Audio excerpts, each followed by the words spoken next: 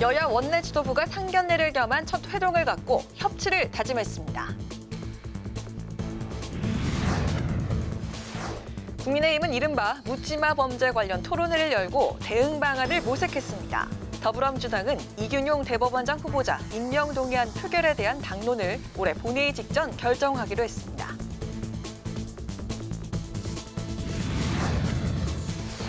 김진표 국회의장이 인도 뉴델리에서 열리는 G20 국회의장 회의 참석과 케냐, 이집트 공식 방문을 위해 출국했습니다. 김 의장은 2030 부산 세계박람회 유치를 위해 의회 차원의 총력 외교를 펼칠 예정입니다. 전직 의원들의 시각으로 정치권 핵심 이슈를 풀어보는 여의도 정치회전. 추석 연휴 내내 여야가 총력전을 펼친 강서구청장 보궐선거 판세를 점쳐보고 복귀를 눈앞에 두고 있는 이재명 대표가 영수회담 제안과 가결파 의원 등 비명계 조치에 어떤 자세를 취할지 전망해보겠습니다.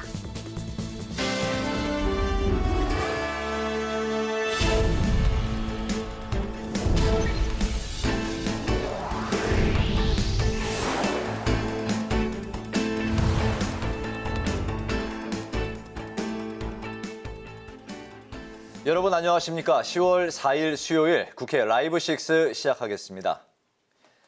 국민의힘과 더불어민주당 원내 지도부가 오늘 상견례를 겸한 첫 회동을 가졌습니다.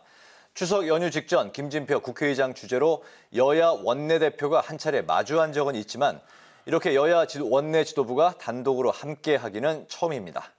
21대 국회 마지막 정기국회에 임하는 여야의 긴장감은 팽팽했지만 국민 앞에 협력하고 소통해야 한다는데 여야 원내 지도부가 의견을 함께했습니다. 장정영 기자가 보도합니다. 새 원내 지도부 구성을 마무리한 더불어민주당 홍익표 원내대표가 상견례를 겸해 국민의힘 윤재욱 원내대표를 찾았습니다. 이제부터 본격화될 21대 국회 마지막 정기국회에서 노란봉투법과 방송 3법 같은 쟁점 법안과 국정감사 등을 놓고 여야 대치 정국은 예견된 상황. 원내를 진두지휘하게 된 여야 두 원내대표는 국민 눈높이에 맞게 여야가 접촉면을 넓혀가며 소통하자고 서로를 독려했습니다.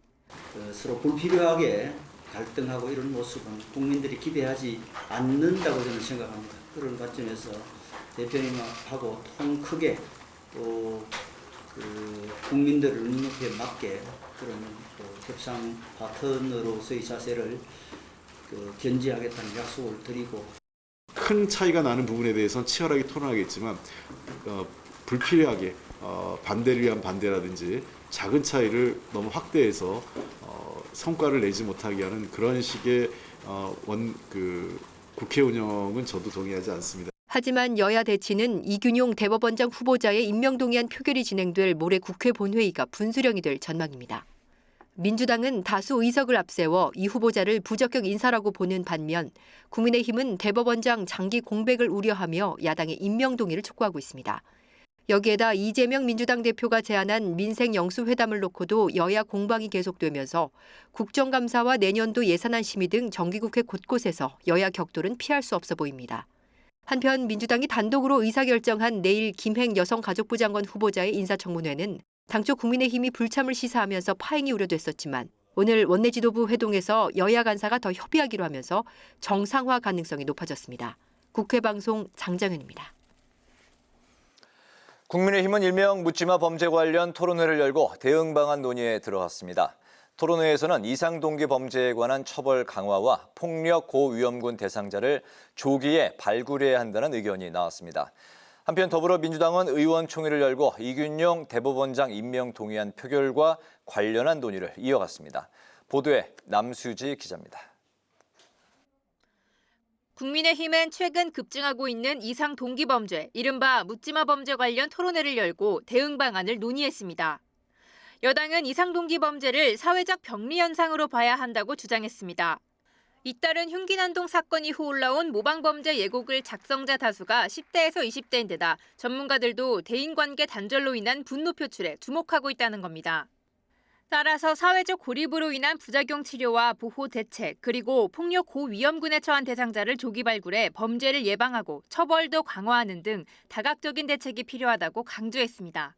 사회적 병리 현상으로 보고 사회 변화 속도에 맞춰서 보호와 치료 차원으로 접근한 것도 고려할 필요가. 그러면서 묻지마 범죄, 이상 동기 범죄와 같은 명칭도 범죄 규정 범위가 협소하다는 점에서 용어 변경을 고민해야 한다고 역설했습니다. 한편 민주당은 의원총회를 열고 오는 6일로 예정된 본회의 안건에 대해 논의했습니다.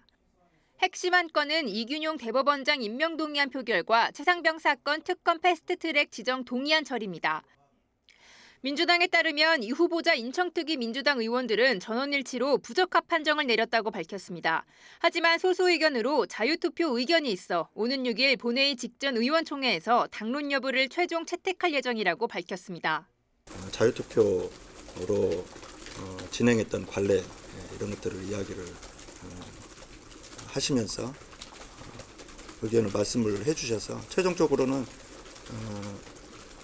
6일 본회의 직전 의총에서 당론 채택 여부.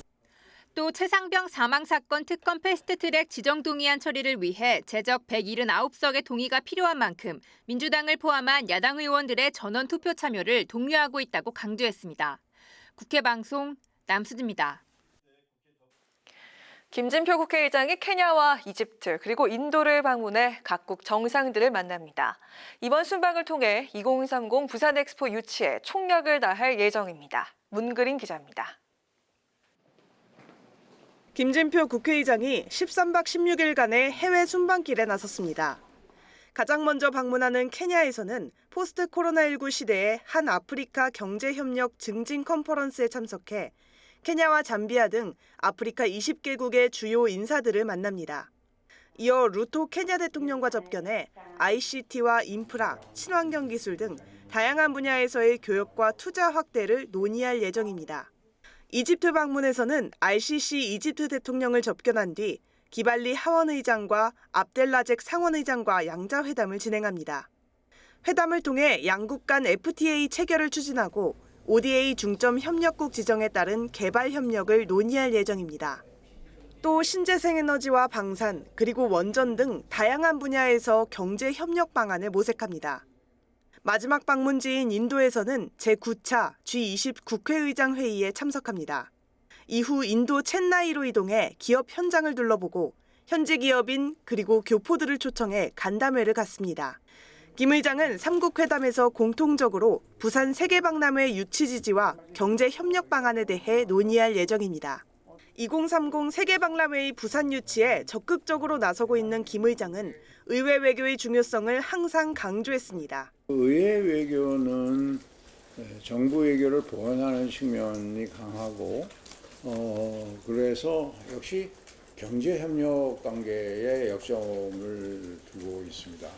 이번 순방에서는 주호영, 이명수, 도종환, 박재호, 오영환 등 여야 의원 등이 동행합니다. 국회 방송 문그린입니다.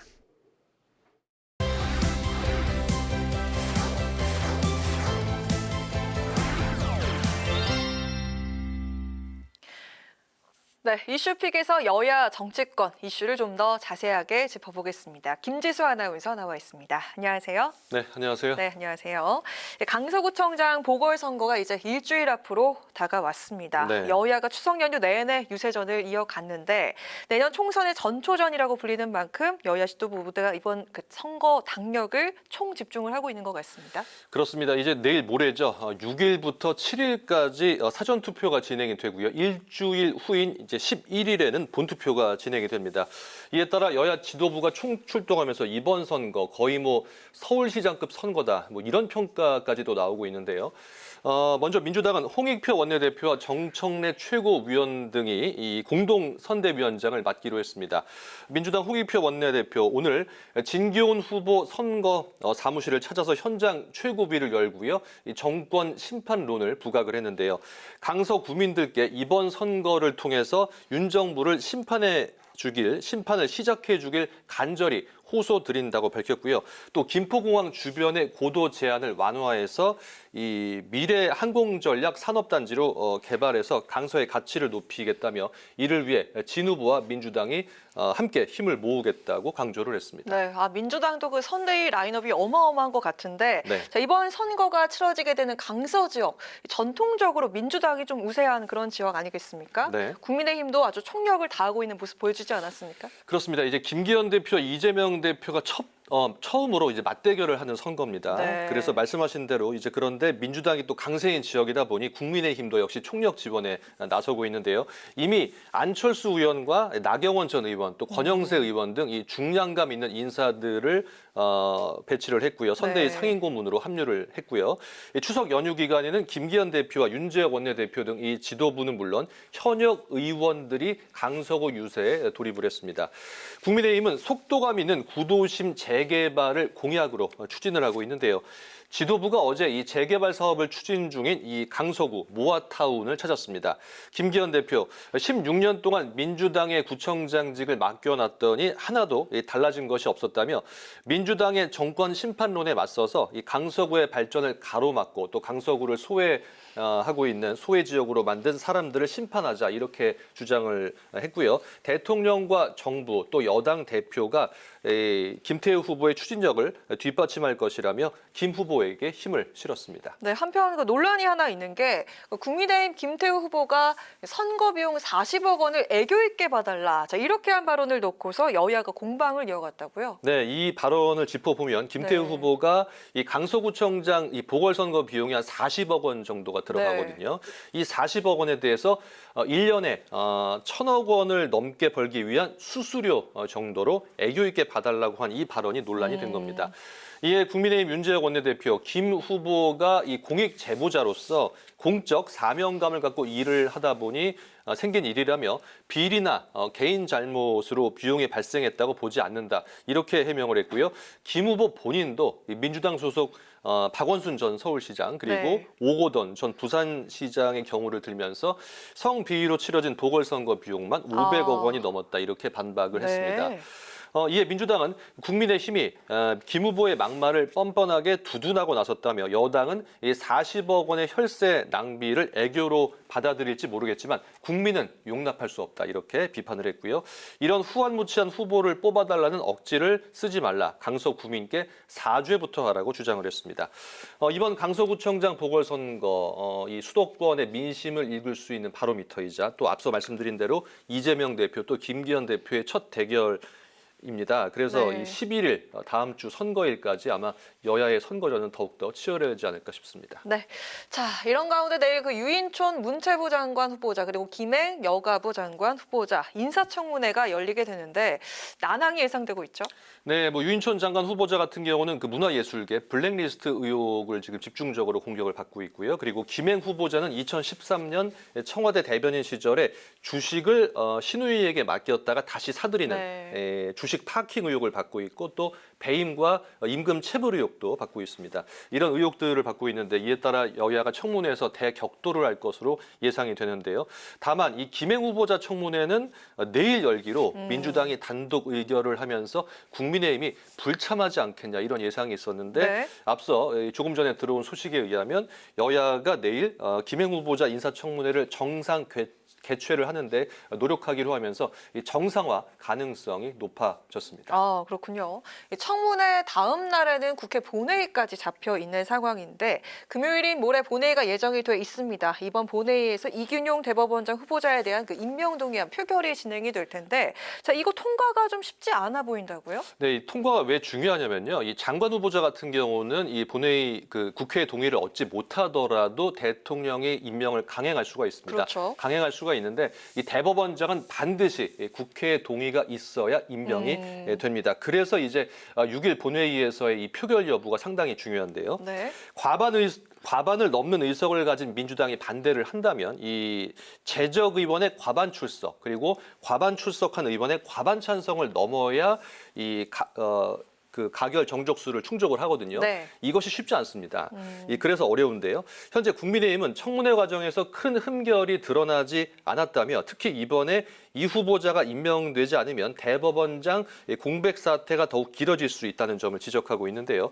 만약 민주당이 임명 동의안을 부결시킨다면 앞으로 2달 넘게 장기간 이 대법원장이 부재하게 되고 이로 인해 사법부 전체에 혼란이 초래될 것이라고 지적을 하고 있습니다.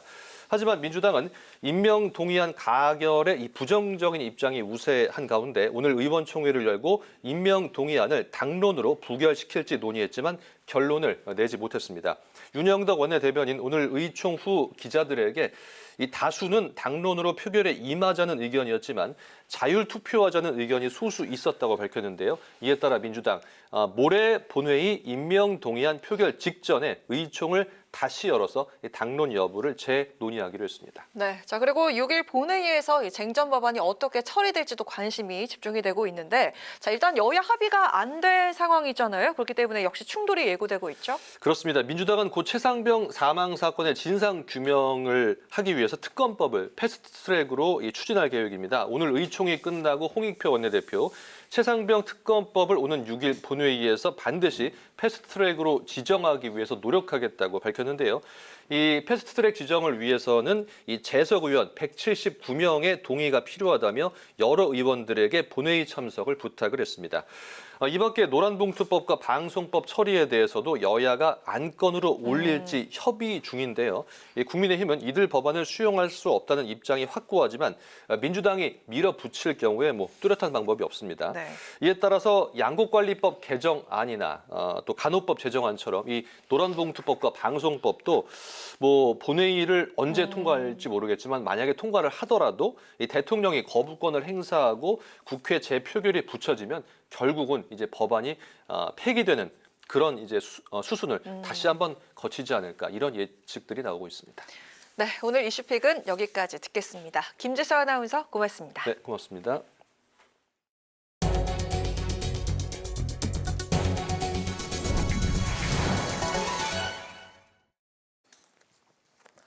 국회 정무위원회는 오늘 전체 회의를 열고 금융위원회와 공정거래위원회 국정감사에 출석할 증인 19명과 참고인 11명 명단을 채택했습니다.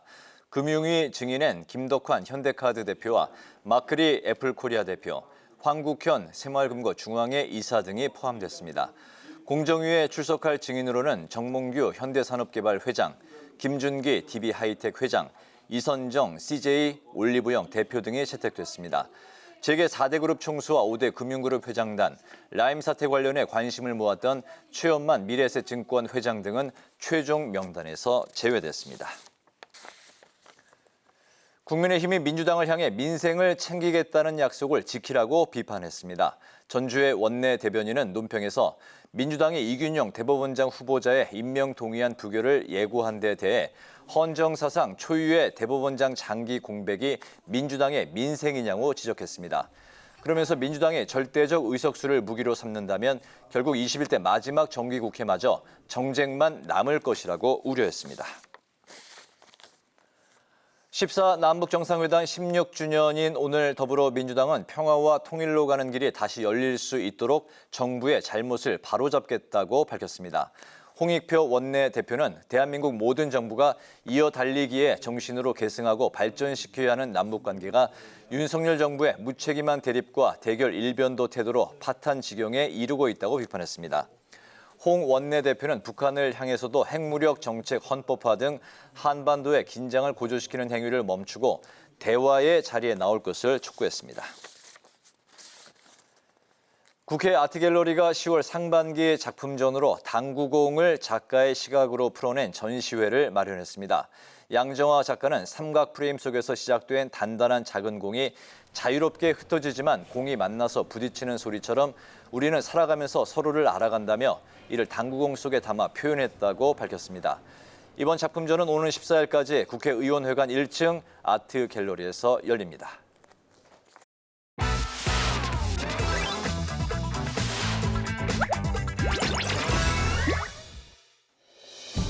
10월 4일 강아랑이 전해주는 정치권의 뜨거운 말말말 강아랑의 정치랑입니다. 자, 오늘 첫 번째 주제 블랙리스트 만드는 과정입니다. 일본 후쿠시마 오염수 방류에 대해 비판적 견해를 밝혔던 가수 김유나 씨가 정치권에 또 소환됐습니다. 유인촌 문체부 장관 후보자가 어제 국회에 제출한 인사청문회 서면 질의 답변서에 언급했기 때문인데요. 유 후보자는 김유나 씨 사례처럼 유명인이 사회적 이슈에 대해 견해를 표현하는 것을 어떻게 생각하냐는 질문에 공개적 표현엔 신중해야 한다라고 밝혔습니다. 유 후보자의 해당 발언에 대해서 홍익표 민주당 원내대표는 강력 비판하고 나섰는데요. 최근에 유인천 장관이 자우림 김윤환 씨와 관련돼서 한마디 했지 않습니까? 장관 후보자로서 매우 부적절하다고 생각합니다. 장관 후보자인 유인천 씨가 그렇게 얘기하는 거는 그 해당 연예인의 입장에선 굉장한 심리적 부담이 갖겠죠. 이런 분들의 발언을 정치권에서 하나하나 문제 잡는 거는 그 자체가 일종의 블랙리스트를 만들어가는 과정이 되는 겁니다. 네, 홍 원내대표는 유 후보자가 김윤아 씨를 언급한 것 자체가 부적절했다고 강조하면서 이런 과정을 통해 블랙리스트가 만들어진다고 꼬집었습니다. 유 후보자는 서면 질의 답변서를 통해 그간 논란이 됐던 이명박 정부 당시 문화예술계 블랙리스트 의혹에 대해서도 입장을 밝혔는데요. 이명박 정부에선 블랙리스트가 없었다고 재차 강조하며 블랙리스트 자체가 없었기 때문에 별도의 수사나 조사는 불필요하다는 의견을 전했습니다. 국민의힘 이용호 의원도 유 후보자 의견에 힘을 실었습니다. 도정환 장관이 문재인 정부 때 오랫동안 문체부 장관을 했는데 그때 진상조사위라는 걸 가동을 했고 또 종합보고서를 냈는데 거기에 보면 문체부는 블랙리스트에 관여를 안 했다 이렇게 돼 있습니다. 지금 지난 5년 동안 문재인 정부가 했던 사실은 블랙리스트 그 위에 또 편파적으로 했던 거에 비하면 이명박 정부의 유인촌 문체부는 그 정도는 안 했다. 네, 유인촌 후보자의 인사청문회가 내일 열리는데요. 블랙리스트 의혹과 과거 문체부 장관 시절 기자들에게 한 막말 논란이 주요 쟁점으로 다뤄질 것으로 보입니다. 유 후보자에 대해서 부적격자라는 야당, 반면 여당은 경험을 갖춘 적임자란 입장을 내세우고 있죠. 인사청문회장에 나설 유 후보자 어떤 답변들을 준비해 올까요? 자, 이어서 두 번째 주제, 중국 응원입니다. 지난 1일 항저우 아시안게임의 축구 8강전 경기가 진행됐죠. 한국과 중국이 치열한 경기를 펼치던 시각 포털 사이트 다음의 아시안게임 응원 페이지에선 황당한 장면이 포착됐습니다. 바로 중국 팀을 응원하는 비율이 전체 90%를 넘은 건데요. 자, 오늘 공개된 다음의 조사 결과에 따르면 총 3,130만 건에 달하는 응원 클릭 가운데 한국팀을 응원한 클릭 수는 6.8%, 중국팀을 응원한 클릭수는 93.2%인 것으로 나타났습니다. 이를 두고 여권에선 중대한 여론조작 의혹을 제기하고 나섰는데요. 대통령실도 여론 왜곡을 우려하면서 대대적인 대응을 예고했습니다. 한덕수 총리는 여론 왜곡 조작 방지 대책 태스크포스를 구성하는 것을 지시하는가 하면 방송통신위원회도 즉시 다음 측에 관련 자료 제출을 요구했습니다. 방통위는 해당 경기 전후로 응원 페이지에 뜬 응원 클릭을 긴급 분석한 결과 특정 해외 세력이 네덜란드와 일본을 경유해서 들어온 것으로 분석됐다고 밝혔는데요. 특히 가상 사설망을 악용해서 국내 누리꾼인 것처럼 우회 접속을 하거나 매크로 조작을 통해서 중국을 응원하는 수법을 쓴 것이라고 분석했습니다. 국회 과학기술정보방송통신위원회 국민의힘 간사를 맡고 있는 박성중 의원은 이번 사태를 강력 규탄했는데요. 여론조작 세력을 엄단해야 한다고 목소리를 높였습니다. 포털 다음에 중국 축구 응원 클릭 조작 의혹이 기우가 아닌 사실로 드러났습니다. 해외에서 유입된 IP는 VPN을 이용한 특정 세력들의 조작이기 때문에 명명백백히 조사를 해야 할 것입니다. 네이버는 로그인을 해야만 응원 클릭을 할 수가 있는데 다음은 그게 없더라고요. 네이버랑 동일한 장치를 하는 게 좋겠다. 아니면 진짜 여론이 이상하게 갈 수도 있잖아요. 박성중 의원은 여론조작 사건인 제2의 드루킹 사태까지 우려하고 나섰습니다. 강서구청장 선거를 앞두고 이런 조작 행위가 벌어진 것에 대해서 정치뉴스에도 조작 행위가 자행될 수 있다는 뜻이라고도 경고를 했습니다. 다음 측은 이번 사안에 대해서 두 개의 IP가 매크로 프로그램을 활용해 만들어낸 이례적인 현상이라고 밝히면서 이 서비스 취지를 훼손한 업무방해 행위라고 규정했습니다. 경찰에 수사를 의뢰하겠다고 밝힌 상황인데요. 인터넷망이 여론을 조작하는 데 쓰이는 도구가 되지 않도록 재발 방지 대책과 차단 시스템이 시급히 마련돼야겠습니다. 지금까지 강아랑의 정치랑이었습니다.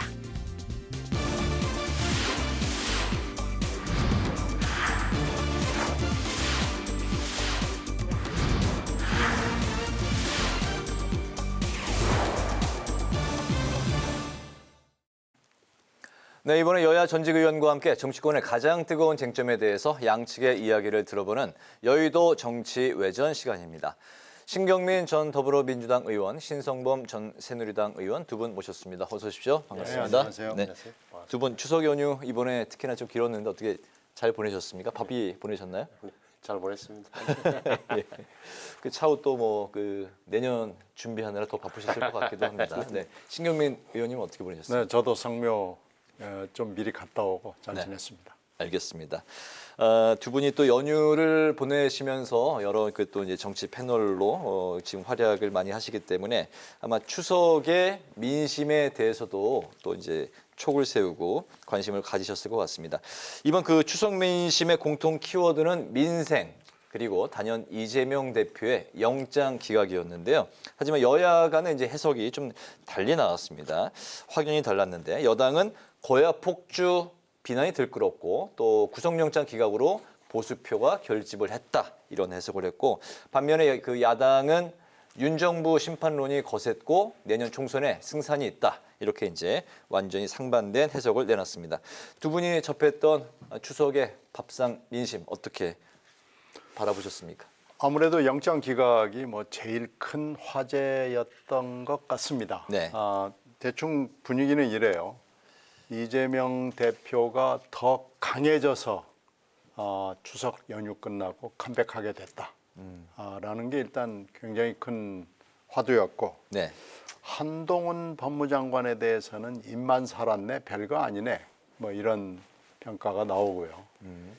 유창훈 판사 정말 세네 라는 뭐 이런 평가들이 있었어요. 그래서 네. 추석 이후의 전국을 매우 암울하게 보는 거예요. 결국은 이재명, 윤석열 이 대결이 1라운드를 거쳐서 이제 본격적으로 4라운드에 접어드는 거 아니냐. 2라운드, 4라운드는 정말 피 튀기는 총선을 앞두고 피 튀기는 싸움이 될 것 같다라는 아주 암울한 전망이고요. 네. 그 속에서 경제는요, 민생은요 하는 얘기들 굉장히 아프게들 얘기했습니다. 네. 신성범 의원님. 먹고 사는 문제가 중한데 정치가 이렇게 꽉 막힌 데에 대한 불만, 불안 이런 게 다 총합돼 있더라고요. 그러니까 이재명 대표에 대해서는 참 저 양반 독한 사람이다 이런 평가가 많았어요. 제 주변에서는. 네. 야, 그 사람 엄청 독하더라 정말.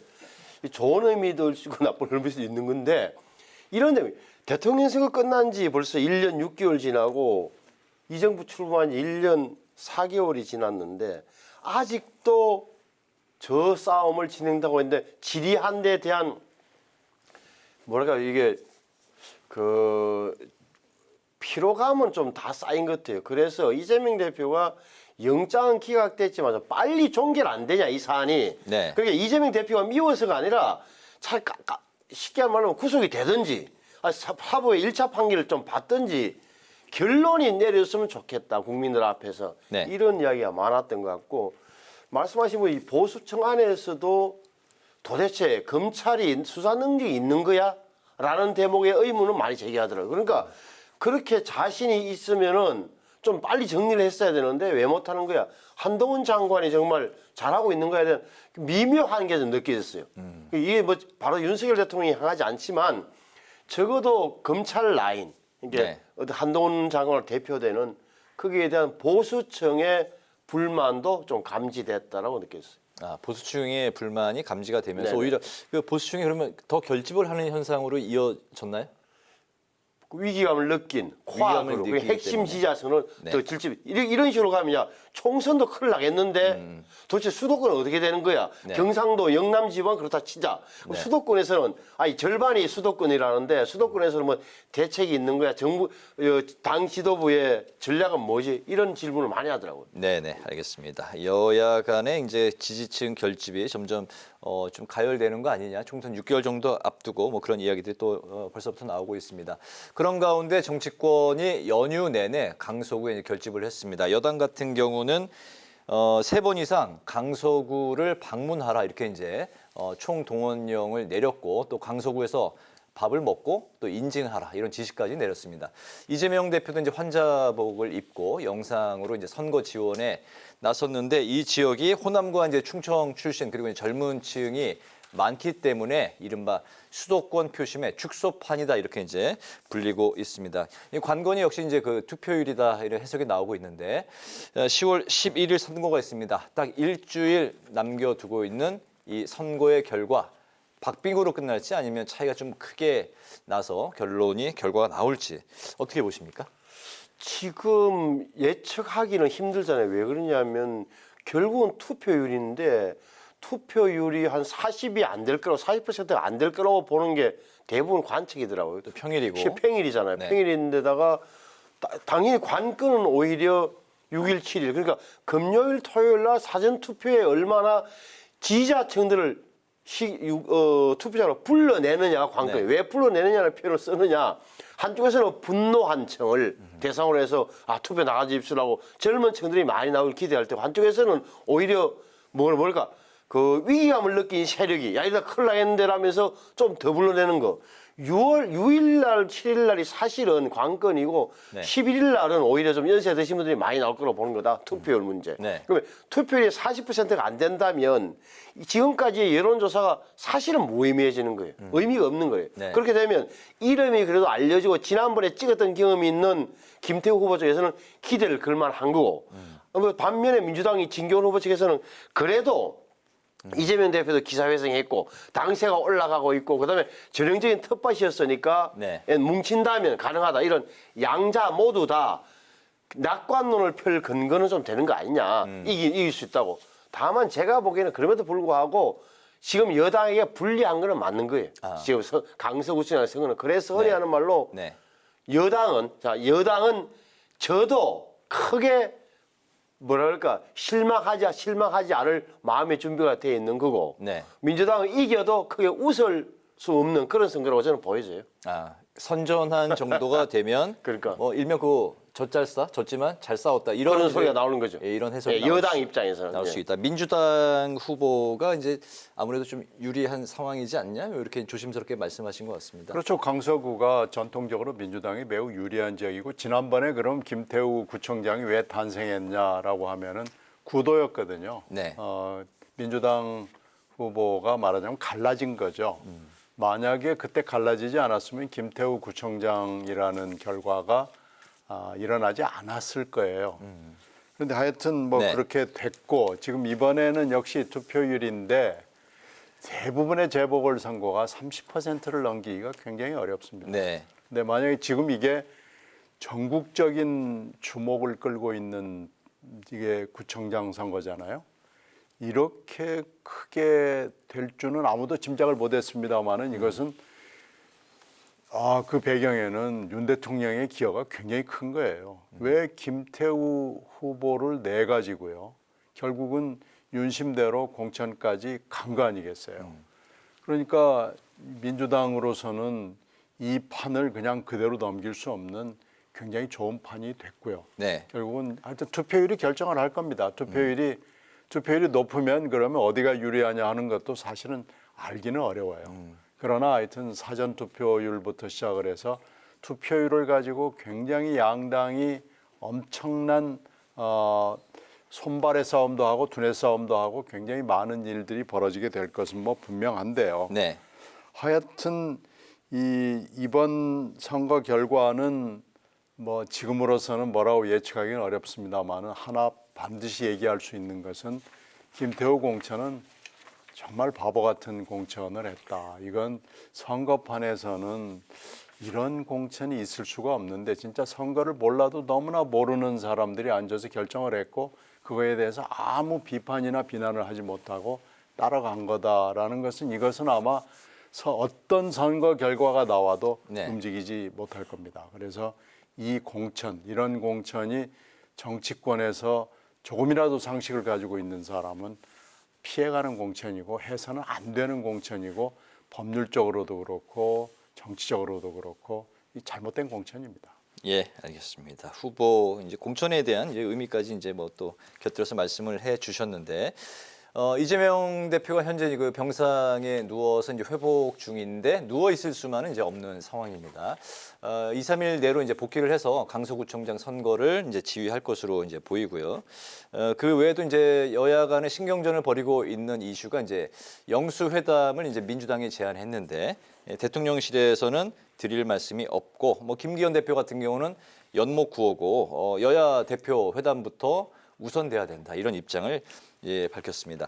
그리고 이제 5만 명 이상의 당원 요구와 또 비명계 동의를 얻은 가결파 5인에 대한 징계 요구 그리고 이제 비명계 의원들에 대한 조치에 대해서 이재명 대표가 이제 과연 앞으로 어떤 스탠스를 취할 것인지 한번 들어보도록 하겠습니다. 5인에 대한 이야기는 이제 자신들이 벌써 이제 밝혔기 때문에 이상민, 김종민, 이원욱, 서른, 조홍천 이 5 의원인데 이런 이제 가결파에 대한 척결이 반민주적이고 법적인 또 부적절함이 있는 게 아니냐 이런 이제 또 우려의 목소리도 나오고 있는 상황입니다. 어떻게 지켜보고 계실까요? 일단 이재명 대표는 정말 운이 좋아요. 유창훈 판사라는 귀인을 만나가지고 영장이 기각된 데다가 또 11일 선거가 있어가지고 이게 또 전국적으로 판이 커진 선거에 등장하지 않을 수가 없는 상황이 된 거 아니겠어요? 네. 그래서 바로 병상에서 나오는 대로 아마 반정권 민주투사의 모습으로 그 야당 대표로서 등장하는 아주 좋은 판도 지금 깔려 있고요. 그렇게 될 거고요. 이 부분 금방 앵커께서 물어보신 이 가결파 5인의 징계 문제는 현재까지 침묵을 유지하고 있죠. 근데 5만 명 이상이 되면은 최고위원회의에서 뭔가 반응을 보이지 않을 수가 없는 상황이 되면은요. 저는 굿캅, 배드캅 그러니까 착한 순경하고 나쁜 순경 그 이론에 따라서 대표는 크게 얘기를 하지 않거나 침묵을 유지하고 대표의 심중을 읽는 굉장히 이 강경한 목소리들이 나올 거예요. 이미 목소리가 나오고 있고요. 네. 지금 최고위원급 중에서 벌써 2 사람이 손들고 나와가지고 틈만 나면은 지금 욕을 하고 있는 거 아니겠어요? 그러니까 내가 배드캅을 하겠다. 배드캅을 해서 이 강경 이 파들 당원들 목소리를 내가 실어 날리겠다 해서 배드캅 자원자가 아마 많이 늘어날 겁니다. 네. 그래서 대표까지 국합까지 안 하고 그냥 가만히 있어도 되는 상황인데요. 대표가 그럼에도 불구하고 국합으로서 침묵하지 않고 약간의 멘트를 할 가능성도 저는 있다고 봐요. 그러나 하여튼 전반적으로는 대표는 굿캅의 역할을 할 걸로 예상을 합니다. 이게 합리적인 판단인데 이제 어떤 사람들은 민주당의 지금 내부가 그렇게 합리적이냐라고 얘기를 하는 분들도 물론 있어요. 그러나 상황은 굉장히 복잡하게 갈 거고 이 사람들을 가결파들 그러니까 가결 고백파들이죠. 가결 고백파들을 징계를 하는 것은 민주주의 원칙에는 맞지 않습니다. 당이 이렇게 민주정당이라고 표방을 한다면 당이 이렇게 가서는 안 되고 민주주의의 원칙을 또 국회의 원칙을 훼손하는 것이기 때문에 정당의 방향이 이렇게 가서는 안 되는 겁니다. 그러나 민주당이 어떻게 할지는 좀 두고 봐야 되겠습니다. 네, 이재명 대표가 굿캅의 스탠스를 취할 것 같다라는 말씀은 이제 뭐 징계 쪽으로 가지는 않을 것이다라는 뜻인가요? 이제 배드캅이 어떻게 하느냐에 달려 있는 거죠. 네, 알겠습니다. 네. 저도 이재명 대표가 나서서 징계를 뭐 하거나 할 가능성이 거의 없다고 봅니다. 왜냐하면 민주당의 역사와 전통이라는 측면에서 볼 때도 당내 의견을 이렇게 무자비하게 진압하는 것은 불가능해요. 그러니까 당내 숙청 분위기가 분명히 있었던 건 사실이지만 네. 어떻게 보면 기사회생한 대표 입장에서 아량과 포용심을 보여주는 게 훨씬 더 정치적으로 이득인 상황이란 말이에요. 이 대표 입장에서는 오히려 저런 분들 말씀하신 대로 배드캅이 많으면 좋은 거예요. 그렇잖아요. 자, 이분들은 입장에서는 뭐, 이 대표적인 말이 뭐죠? 고름이 살이 안 된다는 저 표현이에요. 한 번 배신자는 영원한 배신자란 말이에요. 그게 정치 흔히 하는 말이에요. 네. 그렇잖아요. 고름은 살이 안 된다. 한번 돌아선 자는 다음에 또 돌았습니다. 이분들은 우리 편을 끌어들여봐야 다음에 또 배신할 뿐입니다. 이 표현이 고름이 살이 안 된다는 정청래 최고위원의 표현이에요. 그러면 이재명 대표 입장에서는 그 말이 믿더라도 그 말이 옳다고 생각하더라도 대표 입장에서는 그런 사람이 많으면 많을수록 포용과 아량을 보여주는 넉넉한 도량을 보여주는 정치 지도자의 모습을 보이려고 할 거다. 네. 그렇게 보면 제가 보기에는 징계는 못하는 거죠. 안 할 겁니다, 아마. 네, 알겠습니다. 징계는 쪽으로 가지는 않을 것이다라고 이제 우리 신성범 의원님의 말씀까지 들어봤는데 이번에 그 이균용 대법원장 후보자 인사청문회 특위 민주당 의원들이 임명 동의안을 부결해 달라는 친전을 이제 당내 의원들에게 동료 의원들에게 이제 보냈는데요. 그런데 오늘 의총에서 부결 당론을 채택하지 못하고 모레 6일로 이제 미뤘습니다. 혹시 6일에 있을 임명 동의안 표결에 이게 또 하나 이제 변수가 될 수 있을지 그리고 이제 또 내일 열리게 될 김행 그리고 유인촌 장관 후보자 인사청문회는 또 어떻게 이제 진행이 될지 어떻게 좀 예측하실까요? 오늘 아침 의총 분위기로는 이균용 대법원장 후보자는 통과되기가 쉽지 않아 보여요. 네. 부결이 될 가능성이 지금 훨씬 높아진 거 아닌가 싶습니다. 그러나 상대가 대법원장 후보거든요. 네. 이게 그러니까 간단치 않습니다. 더군다나 또 이재명 대표의 사법 리스크가 완전히 사라진 게 아니거든요. 지금 구속영장 하나 지금 넘어간 겁니다. 네. 사법 리스크, 특히 재판 리스크는 꾸준히 남아있고 지금 3건을 가지고 이번에 영장실질심사를 받았는데 이걸 쪼개기 기소를 할 경우에는요. 많게는 3건이 기소가 될 수 있거든요. 그러니까 지금 재판소하고 척을 진다는 것이 이재명 대표 입장에서는 굉장히 부담스러울 거예요. 네. 그러니까 이런 상황에서 대법원장 후보자는 흠결이 너무 많아요. 지금 오늘 인사청문 위원들이 가지고 온 걸 읽어보면은 이분은 대법원장이 아니라 판사도 해서는 안 되는 사람인 것 같아요. 너무 흠이 많아요. 그리고 본인이 난 법을 잘 몰랐습니다. 이렇게 빠져나가려고 그러는데 이거 좀 판사로서 미꾸라지 행태거든요. 네. 이게 법을 모를 수가 없는 사안들이 많아요. 그렇게 따지면은 이분을 그럼 어떻게 해야 되느냐라는 굉장히 깊은 고뇌에 민주당이 빠질 수밖에 없는 상황입니다. 네. 그래서 지금 오늘 더 이상의 얘기를 하지 못하고 일단 지금 시간을 조금 번 거고요. 인사청문은 난장판이 될 것 같아요. 근데 지금 김행 인사청문을 여당이 안 할 것처럼 하다가 이제 조금 전에 하기로는 했다는 거예요. 네. 근데 아마 아니면 이건 예상컨대 그날 하루 종일 시끄러울 겁니다. 두 사람이 다 마찬가지예요. 문화부 장관이나 여가부 장관이나 하루 종일 시끄럽고 이 시끄러운 거 이제 하루면은 지나가니까 그 다음에 이제 대통령실이 어떻게 할지는 또 불문가지죠. 네. 이렇게 해서 넘어가려고 할 텐데 제발 좀 인사를 신중하게 했으면 좋겠어요. 왜 사람이 없겠습니까? 좋은 사람들이 많이 있죠. 좋은 사람을 쓰겠다는 의지가 없는 거죠.